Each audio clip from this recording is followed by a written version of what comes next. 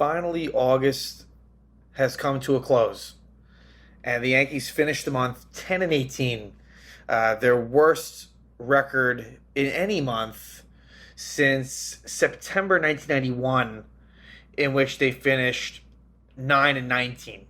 So August 10 and 18, they lose fittingly. They lose the final series of the month to the Angels. They go 3-4 on the West Coast portion of the road trip. And the Yankees, they lose another one-run game. They don't hit again. They end up with 3 hits in the final game of the series. It's just, yeah, they're not playing well at all. And it's been a long time now. They had a horrible month of August. They finished 500 in July. Really, the end of June wasn't very good. This has really been over 2 months of just not good baseball. And who's to say that it will change? Like, I think we have to be honest for a second here. Like, yeah, it can't really get much worse, but how much better will it get? I'm not too sure. And so now the Yankees are only 6 games ahead of the Rays, 5 on the loss side, and who's up next? The Tampa Bay Rays. 2 of your next 3 series are against the Rays, with the Twins in between. So this division race could get interesting if the Rays are able to handle the Yankees. And why not? I mean, look, the Rays on paper, not that impressive, but really, when have the Rays been that impressive on paper? To be fair, they just kind of find a way. But you could have a full-blown situation on your hands. We haven't reached that point quite yet, but with the Yankees playing the Rays next, it's going to have kind of a big feel to it. Really, from a Yankee perspective, I'm kind of just, look, if they take 1 of 3, the Yanks, I'm kind of all right with that. I think a sweep it's a possibility. Really, I would be very relieved if the Yankees win 2 out of 3. I'm not even going to say thrilled. I'm not even in that state. But I would be very relieved if the Yankees could win 2 out of 3 at Tampa. But hey, they take 1 out of 3. Now I say I'm okay with it. I'm sure the games will piss me off, and then I'll be like, you know what? They should have won the series. But as I stand here or sit here right now, I really do. I really think if you could just take 1 and kind of, you lose a game and not 3, then I think that that's okay. But forgetting about the standings, just yeah, another poor series for the Yankees. The offense really being the main culprit, even though Aaron Judge, and that this is part of it. Aaron Judge hits not only his 50th homer, but his 51st. So Aaron Judge's crazy, torrid 2022 season continues. And so now, the Yankees' record is now 79 and 52.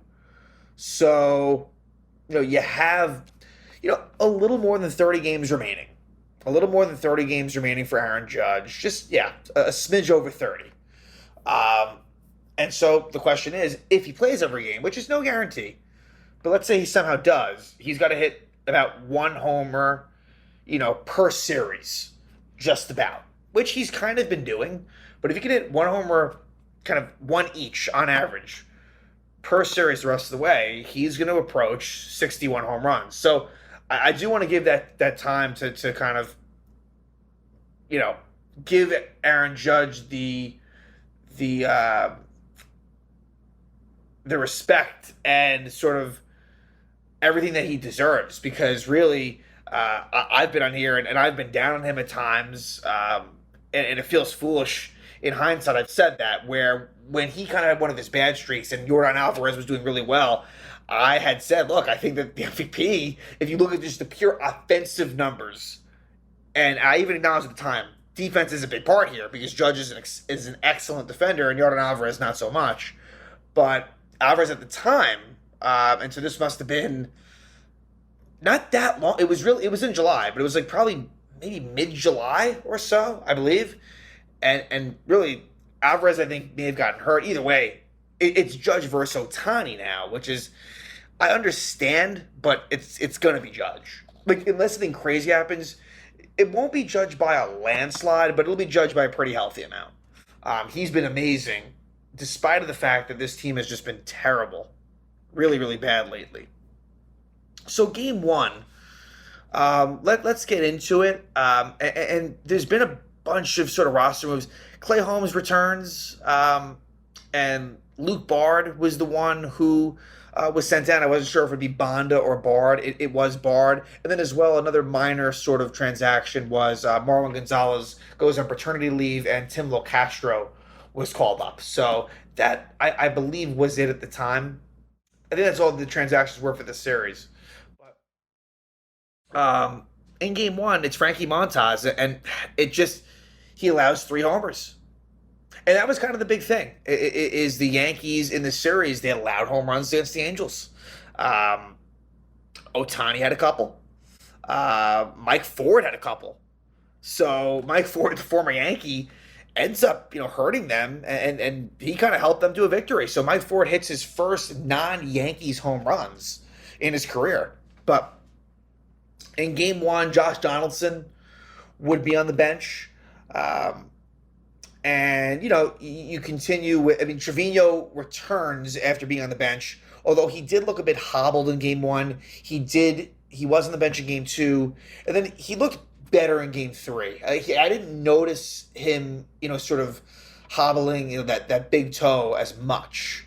So that's, I guess, head in the right direction.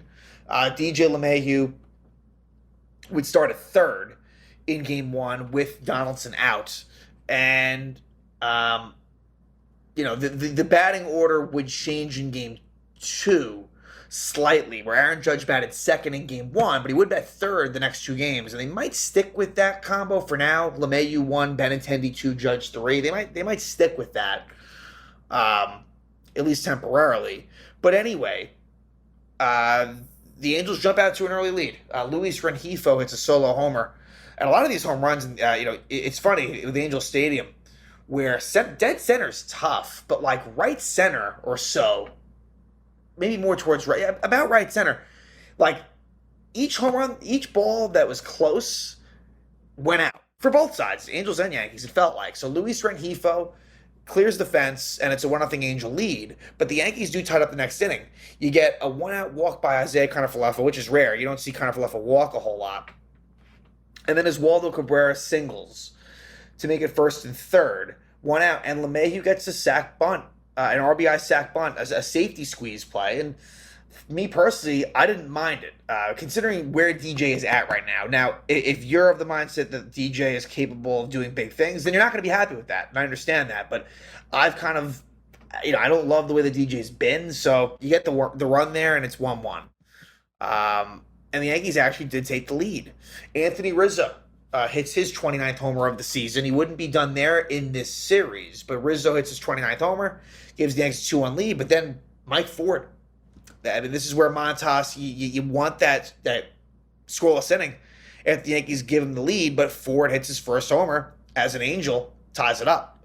We go to the bottom of the fifth, and Shohei Ohtani was a big factor in this series. He was. It's a 2-out bloop single by Trout, and that's unfortunate. Trout kind of just dunks it in there, and then Shohei Ohtani hits a 2-run homer, makes it 4-2 Angels. And so, with Montas, he ends up going 6. He gives up 4 runs. It's just not good enough. For Montas, for what the expectations were, it just hasn't been good enough at all. There is no defending it. It hasn't been good. And that's a bad look on Cashman. Again, it's early. He's under contract next year as well. It's early, but so far, this is feeling like, kind of a Sonny Gray 2.0. It is. I mean, different characteristics, but just the results just aren't there. And so it's a 4-2 Angel lead. Jose Suarez is done after 6. A pretty good job by Suarez, only giving up the 2 runs through 6. Ryan Tepera pitches a scoreless 7th. And then in the 8th, with 1 out, he gives up a home run to Aaron Judge. It's Aaron Judge's 50th home run of the season. And that's a big moment, but the Yankees are still losing. They're down 4-3. Jose Quijada, the lefty, comes on, finishes out the 8th. Clay Holmes pitched a really good 7th inning. So that's encouraging. Clay Holmes, returns and looks good. And then Lucas Litke pitches a scoreless 8th inning. So the Yankees are still down by 1. And Quijada gets Rizzo to pop out lefty-lefty. Then they go to Herget, and Trevino strikes out. And it's kind of interesting now me seeing this matchup, we're going to talk about the game three of the series. It's top of mind, and there was some controversial, interesting things that went on there. But Trevino did have a pretty bad at bat. He does strike out versus Herget. Donaldson pinch hits for kind of Falefa, and he does single. So some of these things, looking back on it now, make some sense. But again, we'll touch on it. So anyway, runner on first, two out. Locastro pinch runs for Donaldson, and Cabrera hits a pretty nice deep fly ball, but Mike Trout tracks it down. If that's a double, Locastro scoring and the Yankees tied up. But the way things are going, that just doesn't happen. So Cabrera just falls short, and the Angels win it 4-3. So we head to game two. Game two, the Yankees hit some home runs. Three, as a matter of fact. Benintendi, Rizzo, and Judge with the big blow. And this was an encouraging game from the bullpen. And really, all series the bullpen looked good. The bullpen, come to think of it, it gave up a couple of runs in this game. But overall, it gave you 7 innings of 2-run ball. So really, really excellent stuff by a number of guys. But game two would see Gleyber Torres on the bench. And I feel like Gleyber, it's a little bit back to him kind of being the guy that you see on the bench the most out of the infield brigade, but they do mix it up a bit between sort of injuries and different situations. It's not always Gleyber by any means, but I'm noticing like Gleyber, he didn't play on Sunday, if memory serves. So that would have been 2 out of 3 games in which he was not in the lineup. So I find that interesting. But the top of the order does a good job. Namely, Judge and Benintendi, but got to give some credit to LeMahieu as well, and certainly Rizzo in the 5 hole. So the bottom of the order did nothing. Really, 6 through 9 did nothing, but 1 through 5, pretty productive. Very productive, actually. And the Yankees do take the lead again. The Yankees, scratch that. The Angels the lead in game 1. But the Andrew Benintendi homers. Gives the Yankees a 1-0 lead in the first. Then in the second, Anthony Rizzo homers again. It's his 30th homer of the year. So that's a pretty good job. Anthony Rizzo, 30 home runs, and we haven't, and now we are finally going to reach September. So Anthony Rizzo, someone that, look, if the back might act up a bit, but if the back isn't horrible, you're looking at someone that might hit at least 35 homers. That's not even a stretch at this point. So that's a good job right there. Although, again, with Rizzo, he's not a superstar like he once was, but he's a good player. He is. And so Rizzo homers and he makes it 2-0. Bottom of the second, it's a tough inning for Jameson Taillon in more ways than one. It's a 2-out single by Mike Ford. Again, Mike Ford really gave the Yankees problems. So Ford singles, then Max Stassi hits a 2-run homer to make it 2-2. So another sort of 2-out situation for the Angels, similar to the game before where Ohtani hit the 2-run homer off of Montas. Then Sierra lines out where he hits a line drive off of Jameson Taillon. They get the out, but Taillon would leave the game. So he only goes 2 innings. Taillon hit by a line drive. It was a forearm contusion, but x-rays were done. They came back negative. So at most, I think you're looking at Taillon missing 1 start at most. Either way, this doesn't sound like a long-term situation, so they're able to get out of it. The main concern is the Yankees had to piece it together bullpen-wise for a bullpen that has been, kind of used a lot lately.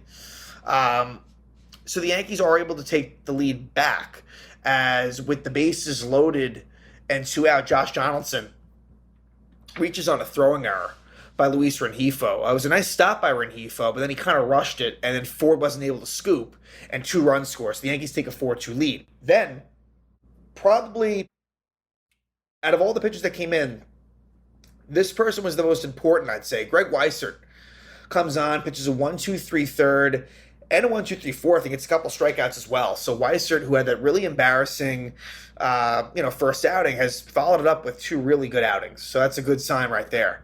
In the fourth, though, in between the Weissert innings, you get a 3-run homer by Aaron Judge. His 51st homer of the year, and this was a big blow. To go from 4-2 to 7-2 is really big. And Aaron Judge just continues to carry this team. So Mike Mayers was the pitcher for the Angels. He's out after 4. In the bottom of the 5th, Mike Ford homers off of Lucas Licky. Ford's second homer in as many days, and that cuts the lead to 7-3. Lou Trevino would finish out that 5th inning, and then he would pitch the 6th as well. Marinaccio would finish out the 6th, and then Marinaccio would pitch the 7th as well. So, good job by Trevino, good job by Marinaccio, And in the eighth, Jonathan Loáisiga, really, in terms of the most impressive, I'm going to go Jonathan Loáisiga, who strikes out the side, looked really good doing it.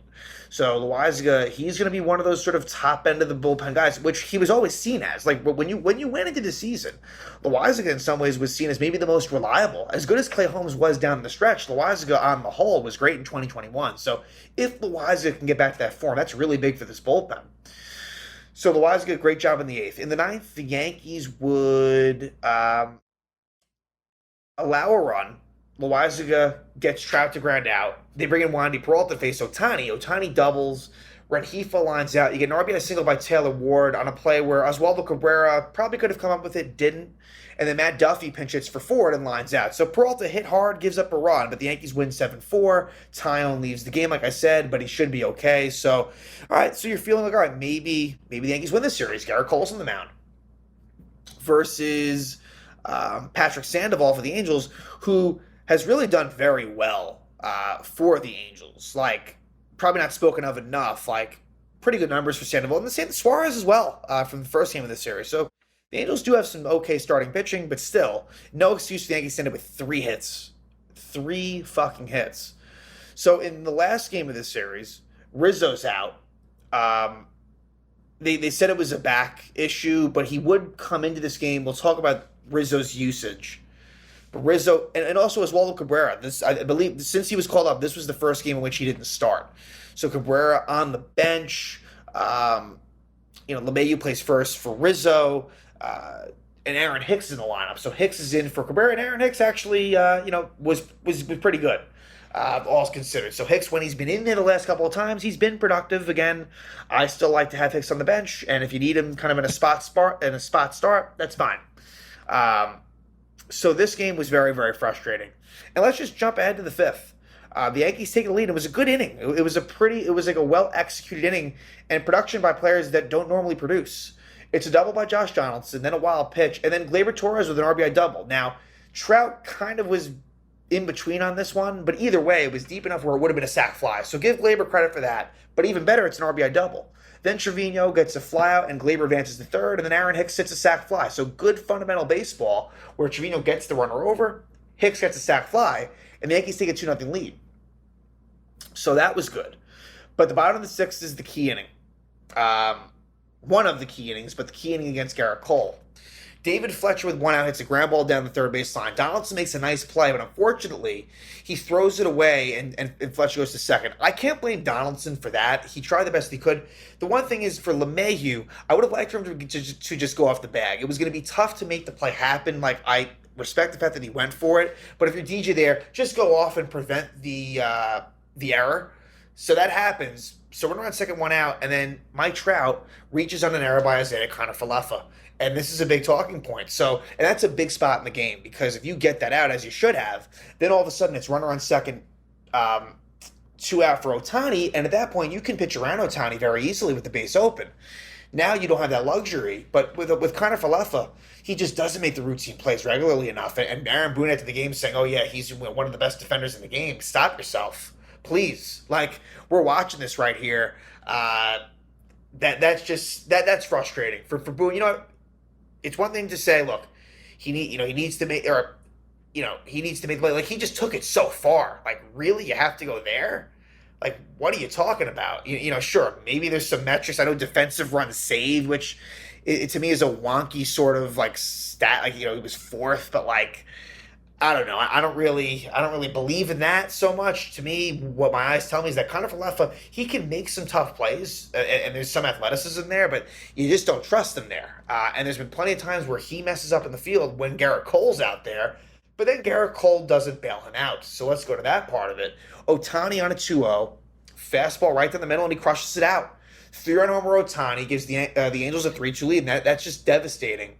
And a terrible sequence of events. Fletcher, Trout, Ohtani. There's blame to go around, but it's a terrible sequence of events, and the Angels take a 3-2 lead.